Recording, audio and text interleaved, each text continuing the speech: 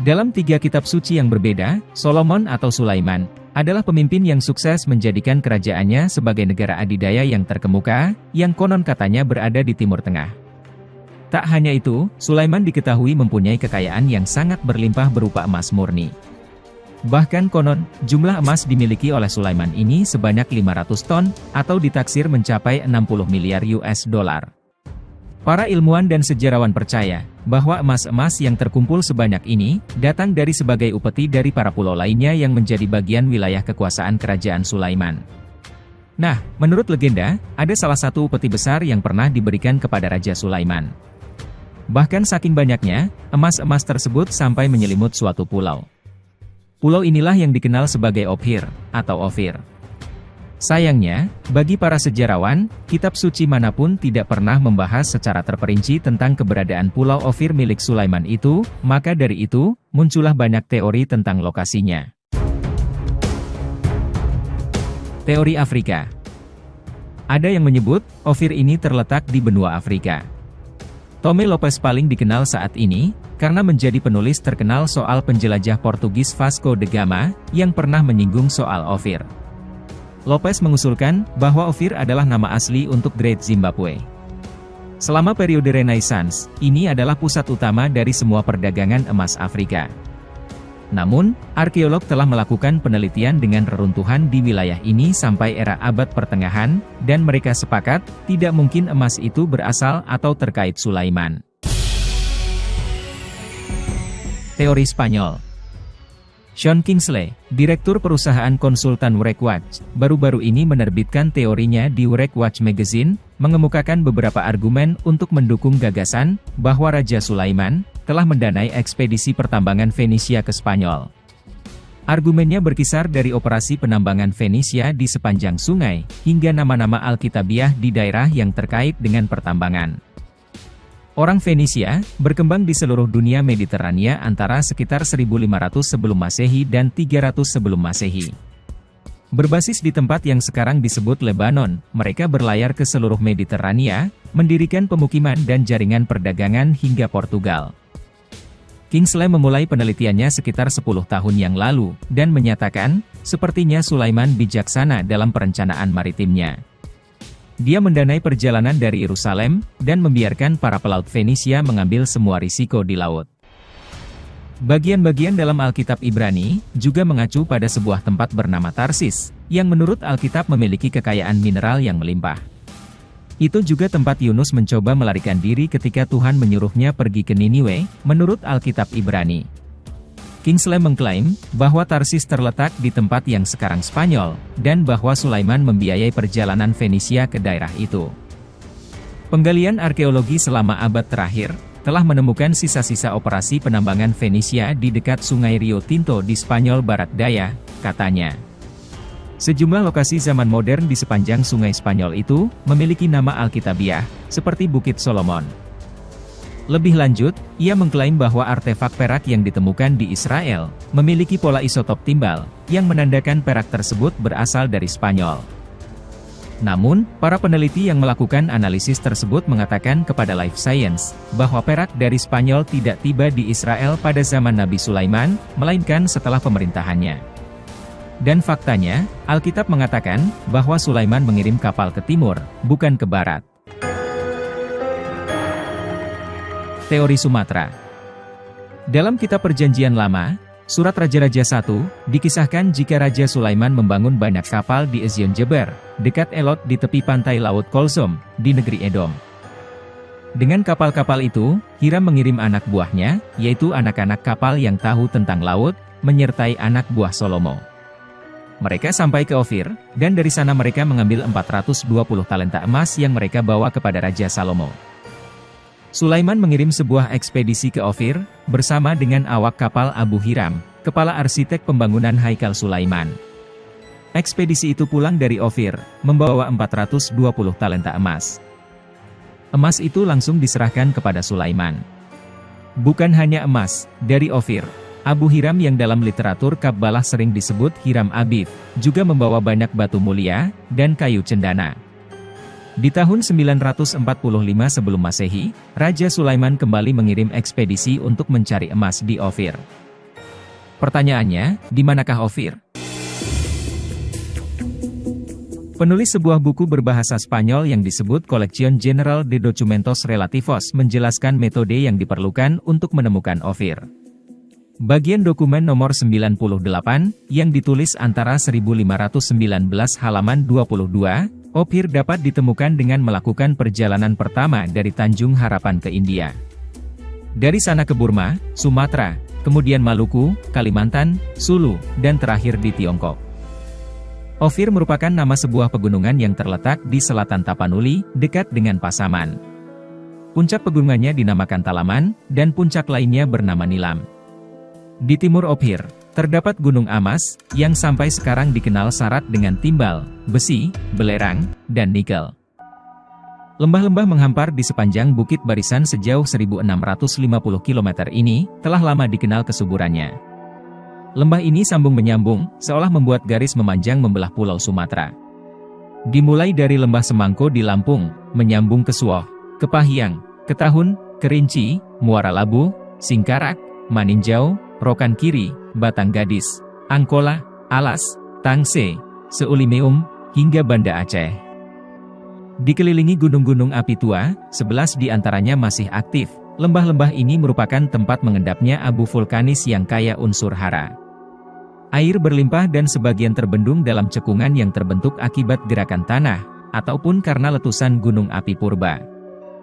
Berimpit dengan deretan lembah, mengular sabuk emas, yang memasyurkan Sumatera sebagai Swarna Dwipa. Kata dari bahasa Sanskerta itu, berarti Pulau Emas, seperti tertera dalam prasasti Nalanda yang dipahat pada tahun 860 Masehi. Willy Marsden, dalam bukunya History of Sumatra, menyebutkan Sumatera diduga sebagai Ophir, tempat armada Nabi Sulaiman mengambil muatan emas dan gading. Meski dugaan ini belum dapat dibuktikan, namun Pulau Sumatera memang penghasil emas tiada tara. Jauh sebelum Belanda datang dan mengeruk emas Sumatera, perdagangan emas dari pulau ini sudah berlangsung lama. Dalam buku baru 1000 tahun yang lalu, Marie-France Dupoisat dan Daniel Perret menyebutkan, pengelana Tome Pires pada awal abad ke-16, mencatat bahwa emas diperdagangkan di seluruh pelabuhan di Sumatera, terutama di Barus. Pelabuhan tua di pantai barat Sumatera Utara ini telah disebutkan dalam karya Ptolemeus, Geographia, yang ditulis pada abad ke-2 Masehi. Sebuah sejarah menarik tentang Ophir, mencukil buku karya Colin Jack Hilton berjudul Pencarian untuk Kepulauan Solomon 1567-1838, menceritakan tentang misi pelayaran pelaut Spanyol di bawah pimpinan Kapten Alvaro de Mendana. Percaya bahwa Ophir dimaksud Nabi Sulaiman berada di selatan Pasifik berupa benua Austral luas, seperti dikatakan Marco Polo. Pulau tersebut diduga telah diketahui oleh bangsa Inka Amerika, berdasar investigasi Marco Polo yang menanyakan dari mana asal emas-emas Inka. Pelayaran pelaut Spanyol disemangati oleh keinginan menemukan nama daerah disebut Ophir, seperti ditulis di Alkitab Kisah Raja-Raja. Nama Ophir ditulis bersama Argi, Salakanagara kota Perak oleh Ptolemeus, yang menjadi panduan Marco Polo dalam usaha mencari emas. Namun hingga kini, bangsa Spanyol sia-sia menemukan Ophir dan Argi yang mereka cari, dan armada Alvaro hanya tersesat ke Laut Pasifik, kemudian menamakan kepulauan yang mereka temukan dengan nama Pulau Solomon. Emas Sumatera, terutama ditemukan di kawasan tengah Sumatera di sepanjang Bukit Barisan seperti di Martabe, Bangko, Rawas, Lebong, dan Natal. Minangkabau dianggap sebagai daerah terkaya, sehingga Belanda banyak mendirikan rumah loji di Padang. Menurut Marsden, di daerah Minangkabau saja, terdapat tidak kurang dari 1.200 lokasi tambang emas. Dia mengatakan, sebanyak 283.000 gram sampai 399.600 gram setiap tahun tersimpan di Padang, di pasar bebas, atau di tangan perseorangan. Sementara itu, kira-kira 28.000 gram dipasarkan di Nalabu, di Natal kira-kira sebanyak 23.000 gram, dan di Mukomuko 17.000 gram. T.M. van Leeuwen memberikan gambaran lebih komplit soal produksi logam mulia dari Sumatera. Dalam Journal of Geochemical Exploration, edisi ke-50.994, dia memperkirakan, total emas yang dikeruk dari Sumatera sejak eksplorasi Belanda hingga 1994, mencapai 91 ton, dan perak sebanyak 937 ton. Selain mencari kapur barus, para pedagang berbagai negeri juga memburu emas yang banyak diperdagangkan di pelabuhan. Logam mulia ini diduga dibawa dari sungai-sungai yang berhulu di sekitar Bukit Barisan.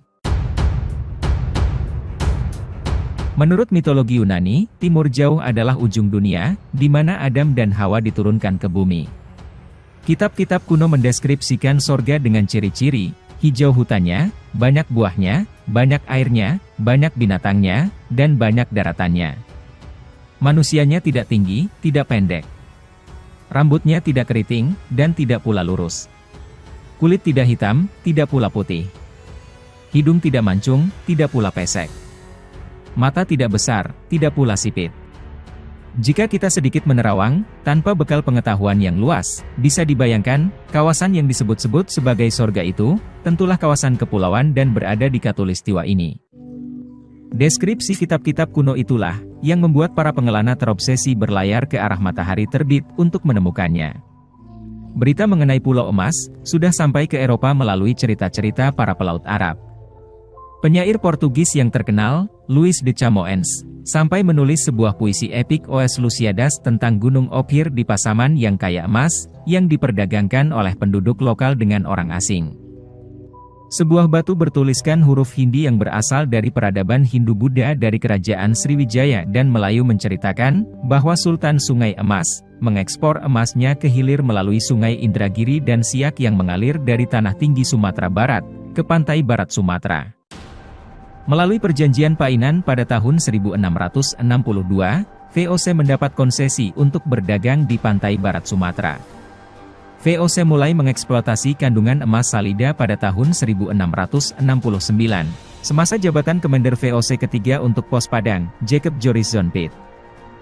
Dua ahli tambang pertama yang didatangkan ke Salida, bernama Nicholas Friedrich Fischer dan Johann de Graaf yang berasal dari Hongaria. Selama 150 tahun beroperasinya, tambang Salida tidak banyak yang diketahui orang, sampai kemudian Verbeek menerbitkan bukunya, Nota over de Verrichtingen der Oost-Indische Compagnie de Ontginning der Goud, en Zilveraders te Salida op Sumatera's Westkust, catatan tentang tindakan VOC mulai menggarap sumber emas dan perak di Salida, Sumatera Barat. Ada keyakinan masyarakat, bahwa sekitar pegunungan Bukit Barisan, masih banyaknya gunung emas yang tersimpan secara mistis, yang akan terbuka saat bila tiba waktunya, semisal Gunung Padang dan Gunung Dempo. Deposit kandungan emas Sumatera, jauh lebih besar dari volume emas Freeport Papua. Tak banyak yang mengetahui hal ini, kecuali ia orang yang berhati bersih dan mendapat petunjuknya. Banyak ilmuwan dan orang asing yang meriset hal ini, tetapi mereka hanya dapat menjejaknya melalui foto satelit saja, namun belum berhasil menemukannya di darat. Emas di Lampung dan Bengkulu, kini sedang dirayah oleh beberapa kelompok pengusaha secara diam-diam. Dengan segenap kelimpahan daya hidup, tak mengherankan jika lembah-lembah Bukit Barisan telah lama menarik manusia untuk menetap di sana. Jejak peradaban kebudayaan batu besar atau megalitikum yang tersebar luas di sepanjang lembah ini, menjadi bukti bahwa manusia purba telah bermukim di sana. Di wilayah tersebut, telah ditemukan 21 megalitik berbentuk silinder, serta 1 buah megalitik berbentuk bulat. Selain itu, ditemukan juga 6 kompleks kubur tempayan.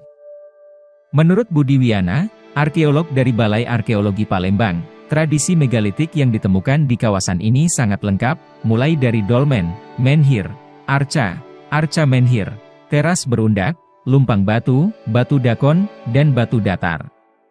Berbagai peninggalan megalitik ini, membuktikan bahwa kawasan itu telah dihuni manusia sejak lebih dari 2500 tahun sebelum Masehi. Buktinya, tahun 2500 sebelum Masehi, Barus, sebuah perkampungan kecil di pesisir barat Sumatera Tengah, telah dikenal hingga ke Mesir. Kerajaan Mesir kuno melakukan kontak dagang dengan Barus untuk membeli kapur wangi Barus sebagai bahan dasar proses pembalseman mumi para raja Fir'aun.